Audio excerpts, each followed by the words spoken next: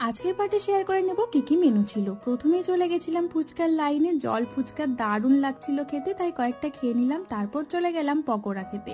Chicken pakora, veg pakora দুটোই ছিল। এগুলো খেয়ে তারপর একটুখানি কফি খেয়ে তারপর চলে গেলাম একদম সোজা খাবার টেবিলে। পাতে পড়ে গেল গরম গরম ভেজ কাটলেট, স্যালাড, সস। এটা খাওয়া শেষ করতে না করতেই পড়ে গেল ফ্রাইড রাইস সঙ্গে মুগ ডাল। একটু লেবু চিপে খাবো ভাবছি, তখনই পড়ে গেল মিক্সড পনির। তবে আমার পাতে একটাও পনির পড়েনি, কি আর করা যাবে। এটা দিয়ে খাওয়া শেষ করলাম। তারপর চলে আসলো মাটন।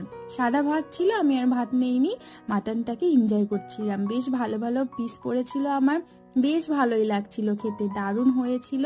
এই পিসটা পড়েছিল জাস্ট অসাধারণ। সব খাবারই ছিল গরম গরম। মাটনটা খাওয়া শেষ করলাম, এরপর পাতে পড়ে গেল চাটনি আর পাঁপড়। এটা খাওয়া শেষ করতে করতে চলে আসলো সন্দেশ আর রাজভোগ, আর ছিল আইসক্রিম। আইসক্রিম দিয়ে খাওয়াটা শেষ করে চলে আসলাম বাড়িতে। কেমন লাগলো জানাবেন।